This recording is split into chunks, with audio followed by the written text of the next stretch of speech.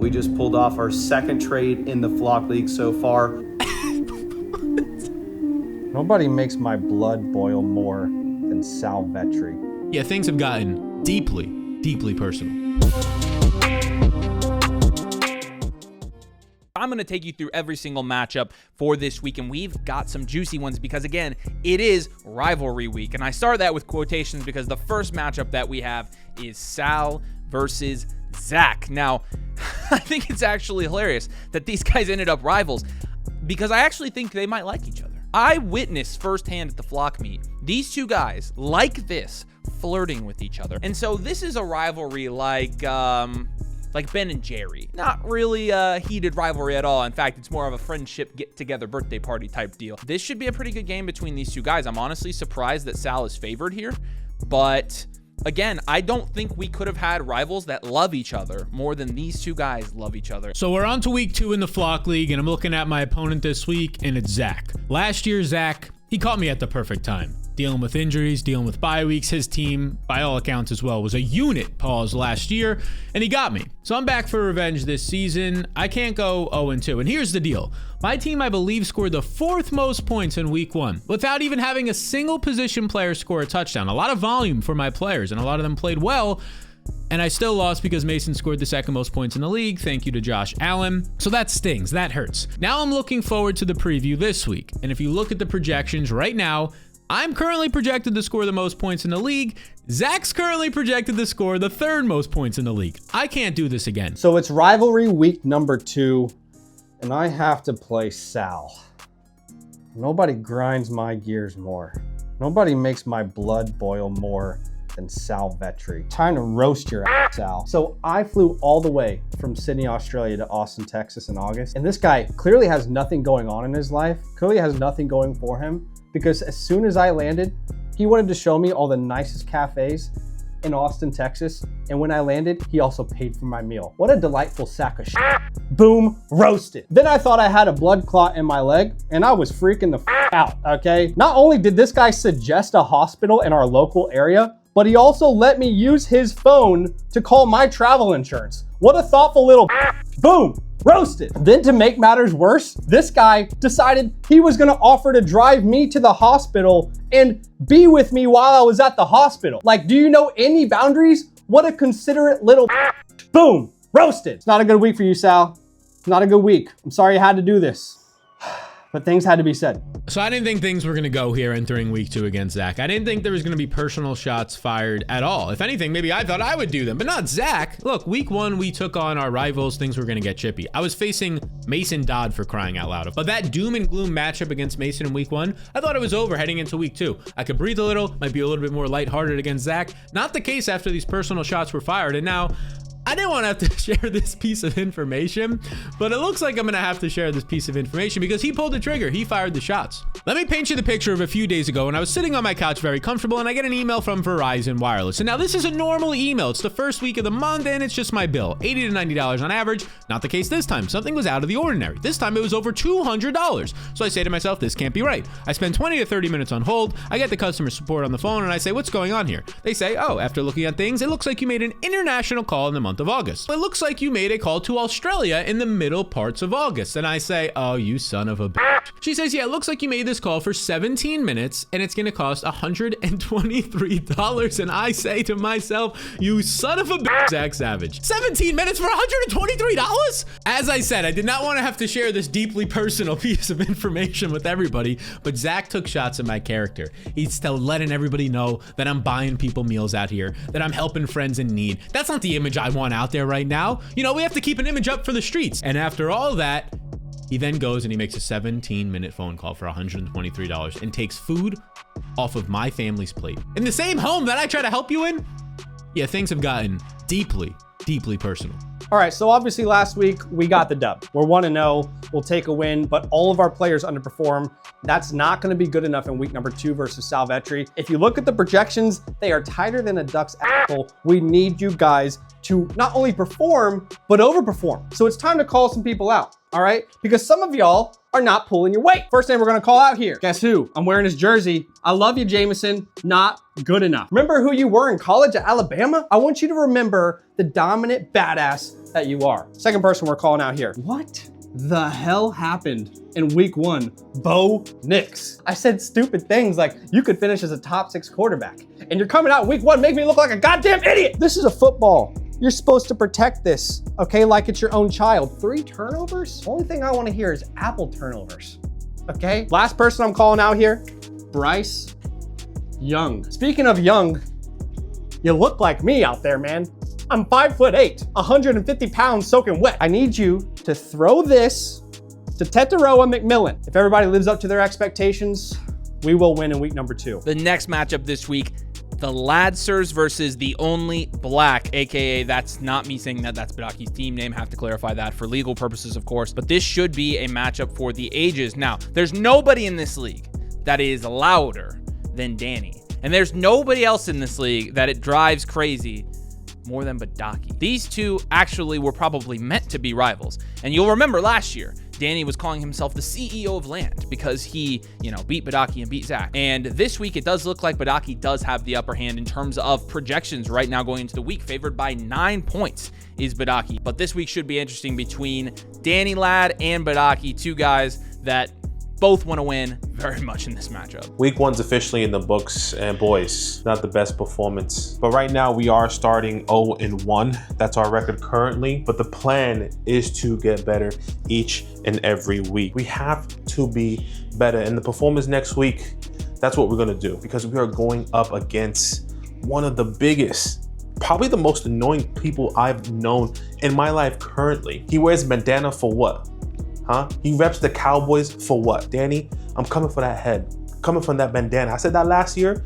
Yeah, you're gonna say, oh, I'm the CEO of Fantasyland. I beat Fantasyland twice last year, and this, that. No, it's a new year. Let's not talk it up like the Cowboys fans. Oh, when's the last time you won a Super Bowl? Just like last year in the Flock League, it's over. It's in the past. Forget about it. Week 2 is upon us, and it is a rival week. See this? That's you, Danny. Badaki, Badaki, Badaki. You sound like every delusional Giants fan. Every single year we go into it, we hear the Giants fans, oh, we're going to beat the Cowboys this year. 2-0 against the Cowboys. And then we see that the Cowboys win 40-0. And we smoke the shit out of the Giants every single time we play them. But you guys just keep, chirp, chirp, chirp, chirp, chirp. Badaki, I beat you last year. Let's not forget that. The Giants ain't going to do nothing against the Cowboys, and you ain't going to do nothing against my fantasy team. Actually, comments, let me know. Who's going to lose worse this week? Badaki's Giants or Badaki's fantasy team? Then we have Corey and Nathan battling it out. And at the end of the day, most of the time, I would be rooting against Nathan here. I have never heard somebody as ridiculous as Corey. I mean, this man is consistently getting fleeced in trades, getting last in our league, and still talks more than anybody I've ever met. Nathan beat him last year in the last week of the season, and Corey is talking crap about Nathan's team. Now, it should be a good matchup because, ironically enough, even though these were the two toilet bowl teams last year, in week 1, they looked like two of the best teams in the league in terms of scoring. It'll be interesting to see which one comes out on top, but this actually could be a real rivalry here, and I'm definitely here for it, and I equally hate both of them, and so it's a win-win for me no matter who takes it. All right, so coming off of a major victory that now sits me atop of this entire league after being at the bottom of this entire league last year, I feel really, really good about my chances this week against Nathan. I do want to shout out one thing. Nathan, I'm looking you in the eyes here. Look at us. Who would have thought? Toilet bowl last year. I'm in first right now. You're in third right now. This matchup was an absolute snoozer in 2024. This time, this actually matters because the winner of this matchup might be in first place in this league. So we got to take this seriously. And as long as Derrick Henry and Justin Jefferson don't completely blow my back out, I think I'll be okay. So the matchup of the week that you all have been waiting for, the matchup between the king of the toilet bowl and the runner-up himself. That's yours truly. So Bush, I might be remembering incorrectly, but from what I recall, you were 1-0 last year and you still made the toilet bowl. So I'm happy that we're both 1-0 heading into this matchup, but I will say we haven't come far yet. I wouldn't be too excited yet. We got a lot of football to play. And then our last matchup that nobody cares about, Nick, our editor, versus our dev team. Obviously love the dev team. They colluded last year. Nobody talks about it. It's totally fine. And Nick has been killing the video editing. Shout out to Nick. You know we love you, dude. The last matchup on the docket is the rivalry you all want to see. Michigan, Ohio State. Duke, North Carolina, the Celtics and the Lakers. Flock Fantasy, Mason Dodd, and myself. Now, going into the week, Mason is favored here by about 6 or 7 points. This probably is to be expected with the level of Mason's team right now. Mason has a pretty good team. The problem is he doesn't know how to play fantasy football. The problem is he's never been able to beat me at fantasy football. And so you have the champion of this league versus the guy who got beat in the first round of the playoff. You have the guy who received the trophy versus the guy who handed him the trophy. You've got the guy whose name's on the league versus some lowly little creator from Domain. And at the end of the day, this is the matchup of the week, in my opinion, and it's going to be a good one. What I need everyone to know, everyone to understand, is this week 2 matchup against Avery Huffman. It's personal. It matters more than anything else in this entire league for me. As we go back to last year, I just absolutely dominated Avery. I mean, I didn't need some crazy comeback to win or anything. I just won fair and square. And then what did we have about 10 minutes later? Pat Frymuth phantom fumble where it was just a lateral at the end of the game. And that stat correction switched things. Made me apparently lose the matchup, and honestly kept Avery in the playoffs and eventually led to him winning the league. I'll give you a little bit of history lesson on the rivalry between Mason and I because it's pretty juicy, but let me tell you, it's pretty one-sided as well. Last year, you'll remember that Mason and I played each other in the regular season, and there's only one creator that Mason has not been able to beat yet, and that would be me. You'll remember Pat Frymuth, who I paid millions of dollars to fumble the ball at the end of the game, losing Mason the game on a fumble at the end because Mason prematurely celebrated and named his team Avery's daddy before he had won anything. How did that work out for you, Mace? So we beat him then, and then we get all the way to the playoffs, and we hear the yap, yap, yap, yap. And what happened in the playoffs? Domain prevailed. But at the end of the day, I care about one thing in this league. It's winning. And last year, I did just that. And guess what I'm going to do this week? I'm going to win. So I'm going to do everything that I can to make sure that I win this week. Because if I win this week, I'll be 2-0. Avery, the champ of the league, will be 0-2. Life will be great. So with that in mind, we just pulled off our second trade in the Flock League so far. So thank you for coming to this incredibly important meeting. I have a lot of things to discuss. Now, Mr. Tony Pollard disgruntled. All right. You know how earlier in the offseason, Jacoby Myers requested a trade? Yes. Tony Pollard has requested a trade. So okay. I don't like to hold my guys captive. And so I am looking to find a new home for Tony Pollard. Question is, who do you prefer? Let's just start there. Tony Pollard, Travis Etienne. If you would have asked me this a week ago, I would have said Pollard, but after Etienne's been the biggest riser in fantasy, I got to roll with my guy. Yeah, he's made me look like an absolute idiot in all of my videos this year. So hypothetically, if we did a trade involving Tony Pollard, what would that look like? So my problem is I don't really want to get like 2 pieces back. Like I'm not doing like ETN for Pollard plus a piece. I'm already like whenever I'm trying to make waiver wire pivots. I know you're a Keon Coleman guy. That is true. But the thing is, my wide receiver room's too good right now. Oh, really? Your wide receiver room's too good for Keon. Okay, well let's think of a 1-for-1 then. Okay. 1-for-1, Tony Pollard. We want people who are just happy to be a part of the moment. Well, you got the Washington hat on. Let's dodge Croskey-Merritt. What do you think about that? Okay. I was going to lead the direction there, or lead the conversation there, so I'm glad we're going in that direction. I probably can't do it straight up, but all cards on the table, I do love Croskey-Merritt. And my biggest regret, I've never told you this, my biggest regret is not taking him over a tight end and leaving the draft with 0 tight ends. That is my biggest regret, because as soon as you drafted him, my heart sunk. And I was just like, shit. I would have taken him like 4 rounds before I actually did, but I had completely forgot about him. I was walking into the room and I didn't have any idea of who I was going to take. And then I went, oh crap. Croskey-Merritt. Right. So what about like a 2-for-2? Hypothetically, I send you Pollard, Kamara, JCM, Jacobs. I guess that comes down to how you view JCM. For me, I just think the gap between like Jacobs and Kamara is massive. I think the Packers are too good this year. You know, I think that's fair. Okay. If I was going to do it, I think it would just kind of have to be JCM for Pollard straight up, to be honest. Here's what I want. I actually feel like we're close. Throw me... Here's the deal with this. All right. I just want the people to know why I'm doing this. Number one, you can see the hat I'm wearing. I want fantasy football to be fun. I have no joy watching. I had to watch the Titans offense last week, just so you know. I had to watch them. And It was the least fun I've had watching football in a long time. You're not really selling me on Tony Pollard right now, I'll tell you that much. Well, You're not a good young salesman. Cam Ward, they're going to get a lot better. Don't worry. Cam Ward's like a generational prospect. I want to have fun. Bill's on my team. I am all aboard the Bill hype. Bill. I want to be a part of it. I don't want to be a bystander. I want to be a part of it. I want to be in it, no matter what, for better or worse. So throw me Fab. I think Fab would probably put me over the line. So let's say 30 Fab in JCM for Pollard. Here's my thing. I think Pollard crushes JCM in the short term here. Like, no Spears, obviously. Like, I know I have to throw something on that. If we do this trade, this is going to hurt my chances versus Sal pretty bad. But I know that. But if we think about it in the long term, Ja'Cory Croskey-Merritt's expanding his role in one of the best offenses in the league, and Tony Pollard's probably going to shrink his role in one of the worst offenses in the league long term. You're getting on the ground floor, brother. I'm helping you out right now. All right, you know what? Hey, Let's call it a deal. 15 Fab.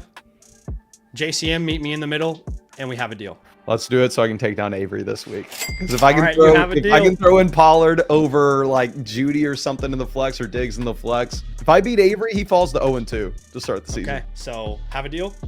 Got a deal. Send it over. Hell yeah! Get your ass out of here, Tony.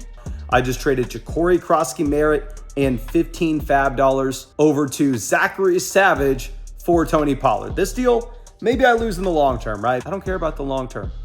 This is my season. This is my week, and I'm taking down Avery any way that I can. Ladies and gentlemen, we got him.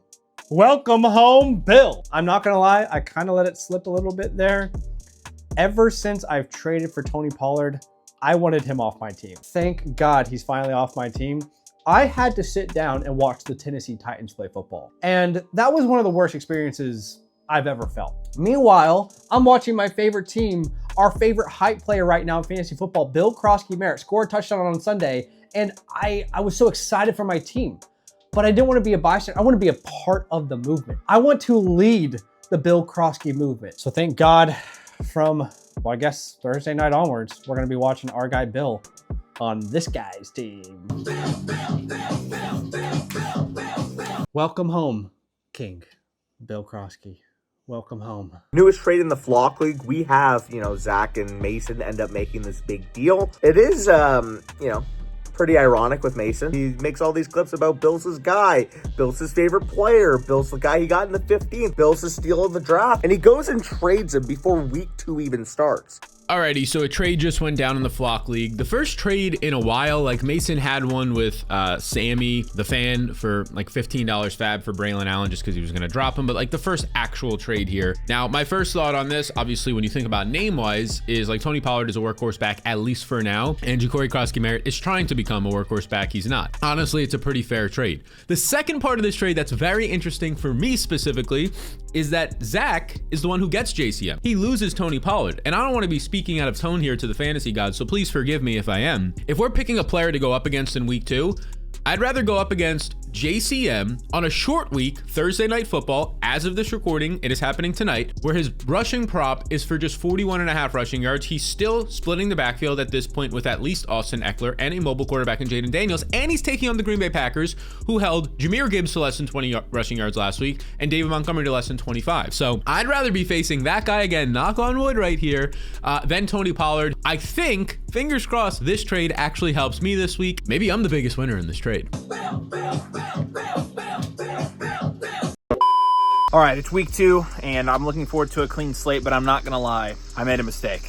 I unfortunately had Bashul Tutin scheduled to be dropped off my team when I set my waivers yesterday because it looked like he was the running back 3 there. We were live on the stream yesterday. Tank Bigsby got traded, and I thought I had canceled my waiver claim where I was dropping Bashul Tutin. As it turns out, I woke up and I saw the news, and I did not cancel my waiver claim. And so Bashul Tutin is off my team on waivers for anybody to get. This is a pretty bad mistake, honestly. Like, this is a pretty boneheaded move. I'm a little bit sick to my stomach about that one. All I'm going to say is I hope these guys are ready to drop their load for Bashul Tutin, because I certainly will be. Okay, so The waivers run like every single day, it seems like, in this league. I honestly don't know what the hell's going on with the waiver wire, but the waivers ran again today, and there were a couple of players on the waiver wire that were interesting to me. Sal Vetri was available, and like people were kind of talking in our fantasy chat, and this is the big one here. He's still in a three-headed backfield with Travis Etienne, just looked the best that he's probably ever looked in the NFL, so I think that's pretty much his job as of now. So with that all said, a lot of people are hyping him up. Zach was hyping up Sal Vetri, some other people were as well. Zach was saying he was going to spend like everything on him. I don't think that's true, but I'm curious if anybody does spend a lot on him. Like if you start to spend, in my opinion, 20 to 30+% of your fab on Sal Vetri, I mean, even less than that, I'm probably not doing. So let's see what we've got right here. I'm looking at it right now. This is my first reaction to who got Sal Vetri, and maybe nobody. Maybe everybody was just gaslighting and he's still available. And I don't even want him at that point. So 3 waiver claims went in last night. Oh my God. There's no fucking way. Not again. Sal Vetri goes for $93 to Danny. I mean, this guy is... So Danny did it again. There's like maybe a 5% chance he wins this backfield over a healthy Travis Etienne, because Travis was a first-round pick, high-end decorated prospect, been an RB1 before. As much as I love Sal Vetri, he is not better than Travis Etienne. Altogether, just a really bad pickup in my opinion. I don't want to defend my co-host here. I think that was a really bad decision. I get why he did it. I understand his rationale. I just disagree with the projection to Tootin. So there's a whole backstory to all this Bashul stuff. And look, I personally need running back help. I went back and forth on like, hey, should I literally drop my entire waiver budget in what's already a super bare landscape in waivers in the Flock League? Or should I just play it conservative, drop like a middle of the road bid and just see what happens? What I ended up landing on is so many people in the Flock League, Zach, Mason, other people were talking about how they're gonna drop all their waiver dollars for Bashul. And rule number 1, when you hear that type of stuff in waivers, is to not overreact. You know that they're throwing smoke screens up saying like that they're gonna drop all this money, and in reality they're just trying to get someone to overpay. So in classic Danny fashion, he the bed and literally just drops his entire waiver budget for Sal Vetri. The next highest bid was Bodaki at $55. And look, I gotta give credit to Danny, because a lot of people are gonna give him, and it's understandable, but here's the thing, and to Danny Ladd's credit, if you're gonna shoot your shot, man, shoot your shot. This was not the bid that I was willing to drop everything for, and I hope you enjoy Danny. Danny. So I go to check waivers this morning. You know, there's a pretty big fish out there, Sal Vetri, thanks to Avery's incompetence. $93. $93. I mean, I thought that my $24 bid was aggressive. $93? You guys remember Zach's story about Candy Grandpa? I like to think Danny Ladd was with Candy Grandpa over the last few weeks. And he would go to the candy store and he'd ask Danny Ladd, "Hey Danny Ladd, are you gonna get candy? Or are you gonna save it? Save your money." Danny goes, "I'm gonna save it, Grandpa. I'm gonna save it." And he did this week after week. And then one day, Candy Grandpa says, "Danny, you have enough money for your game." And Danny goes, Let's go to the candy store, Grandpa. Let's go to the candy store." And Danny Ladd, instead of buying his video game that he wants so bad, Danny goes to the corner of the candy store and he buys that giant gummy bear on a stick. That's what Danny did here with Sal Vetri. Malpractice from a fantasy football manager standpoint. Just terrible. Danny, I'm going to stick up for you here, my guy. Okay, I understand that everybody wants to come through and they want to clown on Danny. Oh my gosh, $93 for Sal Vetri. No, 93% of his fab budget, blah, blah, blah. What y'all don't understand is y'all don't understand Danny's alternative, right? Because with Sal Vetri, he dropped the load on a player that could be very good. We go back and look at what his previous waiver wire strategy has been, where he's going and spending $37 on Carson Steele. He would have just picked up 3 players that had no shot at being good if he did not go and get Sal Vetri. So Danny, if anything, I think that this is a good move for you. I think that this is going to save you from just picking up useless guys during the season instead. And the real question is, how much fab is Sal Vetri going to go for in the week 8 waiver wire when Danny gets frustrated with Travis Etienne being the 3-down workhorse in my starting lineup? and just has to drop him. We get our guy, Bashal Tootin. Thank you, Avery. I didn't want to think, oh, how much exactly should I put on Tootin? Is $67 going to win me the bid? Is $73 going to win me the bid? No. I didn't want to live with regrets, so I said, hey, listen, if I bid $92, how sad would I be if someone bid 93 on Bashal Tootin? And I asked myself that question, and I looked myself in the mirror, and I said, I'd be pretty damn upset. So yeah, I unloaded the clip, $93. I wanted to make sure no other creator in this league outbid me on Bashal Tootin, one of my biggest sleepers coming into the year. And Bashal Tootin is the guy that you need. Bashal Tootin can be this year's Bucky Irving. I need running back. Hey, my wide receivers, good. My quarterback's good. My tight ends, good. And that's why we go and push all the chips in on Bashal. Yeah, I think like after hearing Danny explain why he spent $93 on Bashal Tootin, I mean, I think this guy's on drugs. He said Bashal Tootin completes his running back room right now, which consists of guys like Jaylen Warren and Dylan Sampson, obviously down bad. If I go to the waivers right now in the Flock League and I see guys like Justice Hill, in RB2, in a great offense, maybe the best, probably the best rushing offense in the NFL, and RB2, why don't I spend $93 on that guy? Danny is part brainwashed, potentially on drugs as well. After hearing him explain it, it still makes absolutely no sense to me. I mean, you're just going to, as the year goes on, he's going to make these stupid decisions, and it's just going to help you. It's just going to help you a ton. Now he has $0 in fab, one less person to compete with on the waiver wire. When an actual good running back or wide receiver presents themselves, I'll have one less person to compete with. If you didn't think Flock Rivalry Week could get any bigger, think again.